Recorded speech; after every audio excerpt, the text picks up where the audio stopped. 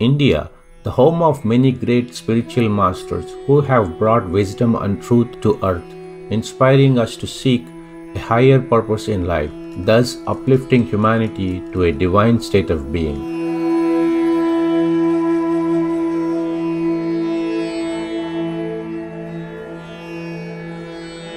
One such great figure is the spiritual master, yogi, philosopher, poet and politician Sri Aurobindo, who graced our planet from 1872 to 1950.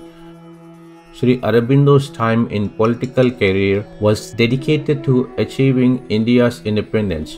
However, after inner reflection, Sri Aurobindo retired from politics and service to his country. His aspirations turned instead toward the liberation of all humanity. Sri Aurobindo traveled to Pondicherry on the southern coast of India, where he retreated into the practice of silent yoga. Through the inner knowledge revealed to him during his spiritual practice, Sri Aurobindo began publishing writings full of wisdom.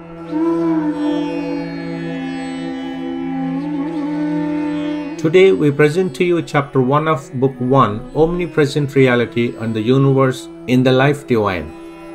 Originally written by Sri Aurobindo between 1914 and 1919, the Life Divine describes the spiritual journey that unfolds as a person sincerely seeks the highest truth.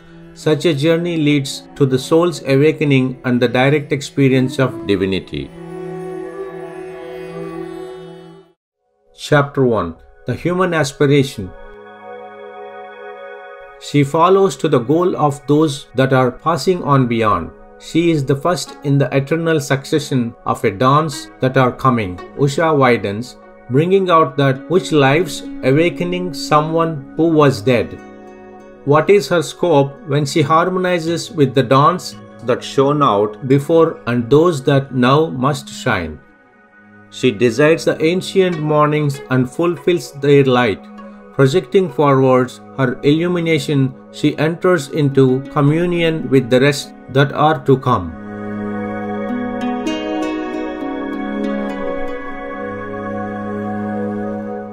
Threefold are those supreme births of this divine force that is in the world. They are true, they are desirable. He moves there wide overt within the infinite and shines pure, luminous and fulfilling. That which is immortal in mortals and possessed of the truth is a God and established inwardly as an energy working out in our divine powers. Become high uplifted, O strength, pierce all veils, manifest in us the things of the Godhead. The earliest preoccupation of man in his awakened thoughts, and as it seems, his inevitable and ultimate preoccupation, for it survives the longest periods of skepticism and returns after every banishment, is also the highest which his thought can envisage.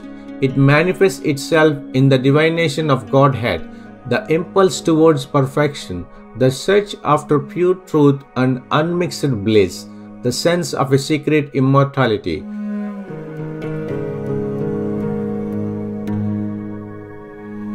The ancient dawns of human knowledge have left us their witness to this constant aspiration. Today we see a humanity satiated but not satisfied by victorious analysis of the externalities of nature, preparing to return to its primeval longings. The earliest formula of wisdom promises to be its last: God, light, freedom, immortality. These persistent ideals of the race are at once the contradiction of its normal experience and the affirmation of higher and deeper experiences which are abnormal to humanity and only to be attained in their organized entirety by a revolutionary individual effort or an evolutionary general progression.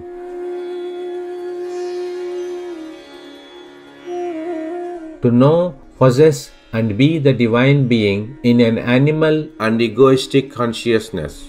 To convert our twilight or obscure physical mentality into the plenary supramental illumination to build peace and self-existent bliss where there is only a stress of transitory satisfactions besieged by physical pain and emotional suffering, to establish an infinite freedom in a world which presents itself as a group of mechanical necessities, to discover and realize the immortal life in a body subjected to death and constant mutation. This is offered to us as the manifestation of God in matter and the goal of nature in her terrestrial evolution. To the ordinary material intellect, which takes its present organization of the consciousness for the limit of its possibilities, the direct contradiction of the unrealized ideals with the realized fact is a final argument against their validity. But if we take a more deliberate view of the world's workings, the direct opposition appears rather as part of nature's profoundest method and the seal of her completest sanction. For all problems of existence are essentially problems of harmony. They arise from the perception of an unsolved discord and the instinct of an undiscovered agreement or unity. To rest content with an unsolved discord is possible for the practical and more animal part of man, but impossible for his fully awakened mind, and usually even his practical parts only escape from the general necessity either by shutting out the problem or by accepting a rough, utilitarian and unillumined compromise. For essentially all nature seeks a harmony, life and matter in their own sphere as much as mind in the arrangement of its perceptions.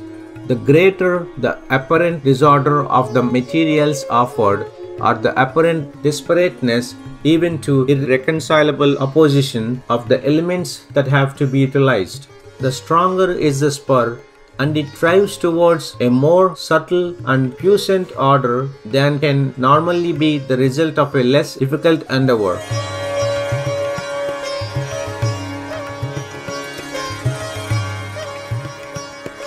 The accordance of active life with the material of form, in which the condition of activity itself seems to be inertia, is one problem of opposites that nature has solved and seeks always to solve better with greater complexities. For its perfect solution would be the material immortality of a fully organized mind supporting animal body. The accordance of conscious mind and conscious will with a form and a life in themselves, not overtly self-conscious and capable at best of a mechanical or subconscious will, is another problem of opposites in which she has produced astonishing results, and aims always at higher marvels, for there her ultimate miracle would be an animal consciousness no longer seeking but possessed of truth and light. With the practical omnipotence which would result from the possession of a direct and perfected knowledge, not only then is the upward impulse of man towards the accordance of yet higher opposites rational in itself, but it is the only logical completion of a rule and an effort that seem to be a fundamental method of nature and the very sense of her universal strivings.